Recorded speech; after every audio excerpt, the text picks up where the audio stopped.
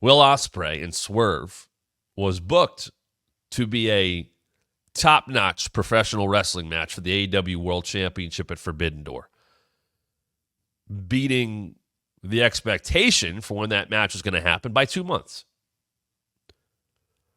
And I said that the match needed to be more than just two baby faces having a dream match. And they gave it a month from the time Will qualified to get that match to when Forbidden Door is next weekend. I said, let's see what they do in that month span. And they've done a pretty damn good job. They have been able to tap into the friendship and the mutual respect. And it goes, I should say, not just, it's more the friendship. Because there's a lot of mutual respect in AEW. But you got to go deeper than that. And they've been able to tap into the friendship and the relationship and the interactions that Will Ospreay and Swerve Strickland have had going back for a while. That's a good thing. That tells me it can be a personal story in a way. So they go face to face. Now, I didn't love all this. Ospreay starts first. This Will Ospreay doesn't waste words like he has in the past.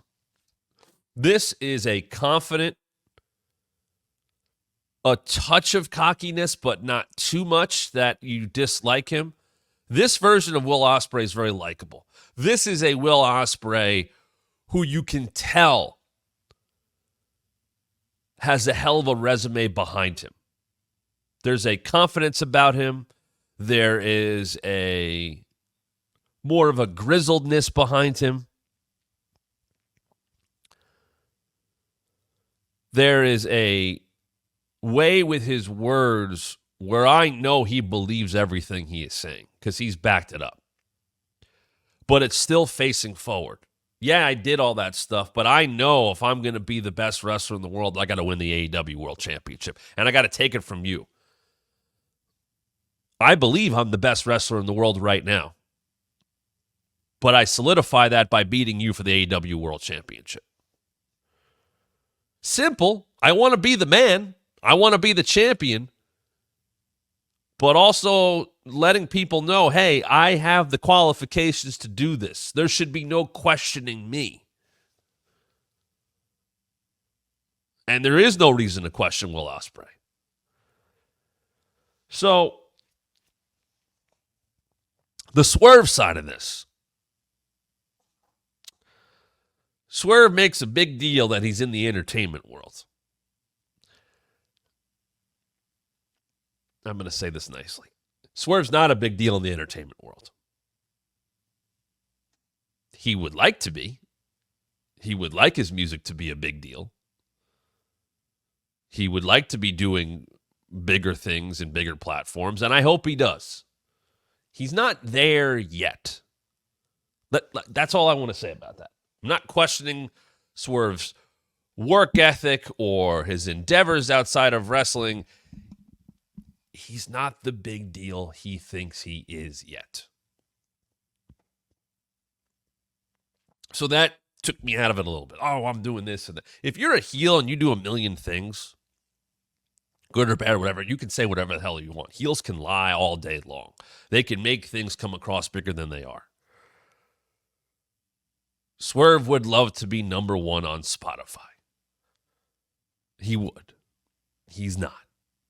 He would like to be in the world of pop culture in a bigger way than he is. He's not there yet. So he makes this big thing that he's part of the entertainment world, and his messaging got mixed up so many times because he talked about, oh, you got to sacrifice this, you got to give away this, and that's what it takes to be the world champion. And at the same time, he goes, well, I'm a mogul. I'm a podcast. I'm an entertainer. I'm a rapper. So if I lose this, I still have that. which really, to me, is not the right messaging coming from a guy who's the AEW World Champion. I know what he was getting at. He's saying that if Will didn't have wrestling, he ain't shit. And that very well could be true. I understood what he was getting at with that. If I break your leg, if I break your arm, what do you have? What are you to these people? Swerve saying if I lose the title, I could still do podcasts, I could still rap, I could still be a mogul.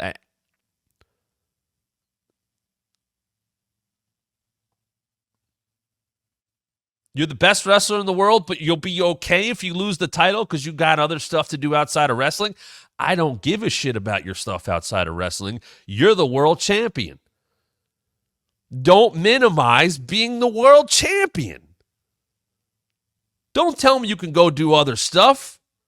Don't tell me in one breath, oh, look at all you have to sacrifice. I don't have friends anymore, but I could go do this and this and this and this and this. So which one is it?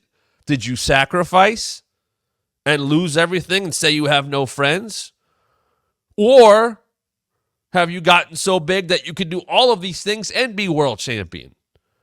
It's a mixed message. And it's not the right message to send as a babyface world champion. Tom saying, Swerve saying, if I lose my world title, I could just go do my podcast. Such a funny line. Yeah. Once again, he ain't fucking Joe Rogan, okay? He doesn't have the biggest wrestling podcast in the world. He doesn't. It's not that big of a deal. It's a side gig. Like, Mercedes comes across like this massive star because she portrays herself in that way. I don't think she is the global star that she thinks she is. I understand she was in Star Wars and didn't speak. It's not like she's lit up the world, but she comes across a little bit more that way with how she presents herself. Swerve wants to be at that level. He's not there yet. So don't say you can lose the world title and go fall back on stuff.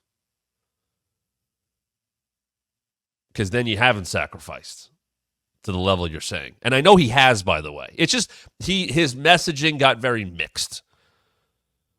He also mentioned Don Callis. And saying, oh, well, last year at Forbidden Door, you needed Don Callis to help you beat Kenny Omega.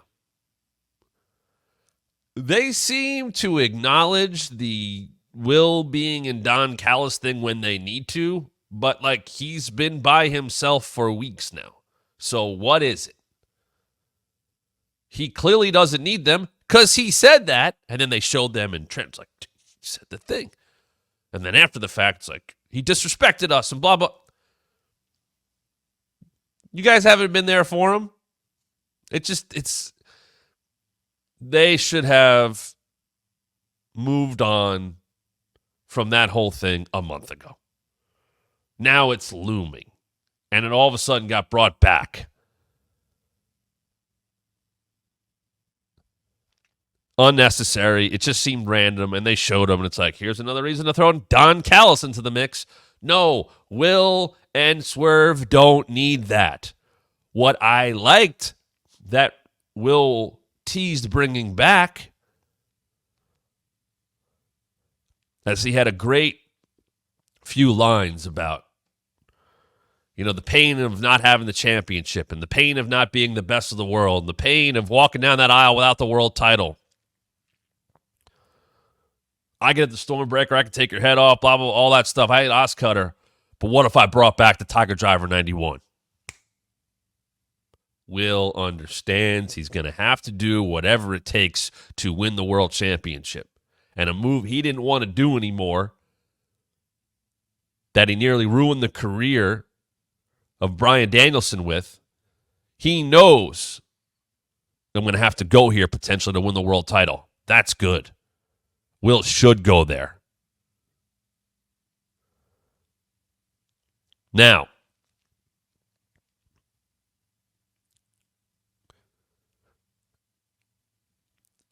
and I see Will Maher saying this. Swerve leaned a bit heelish this week, which is an interesting choice, but his messaging was all over the place. Correct. What was, I think, quintessential Swerve, especially in AEW, he brings up Will's significant other. He brings up Will's son. Now the friend stuff goes out the window, and Will gets pissed off and says, "Don't bring up my son." And Nana then steps in and tries to calm things down. And he does a very quick promo to build the match and save this energy. This energy's not for now. It's a forbidden door, blah, blah, blah, blah, blah, blah, blah. And whose house? And Will steals the line and says, "It's my house." And he goes to leave, and Swerve couldn't let him get the last line in, so he brings up his family again, and Will gets right in his face. That right there is where I would have had security break them up. Because instead you had just a lot of the, "We're going to fight, and I'm going to nudge you, and I'm going to nudge." No, he brought your family up. You said don't bring him up. He brought him up again. You should have punched him in the face. He went over the line. You checked him. And then when he did it again, you didn't do shit about it.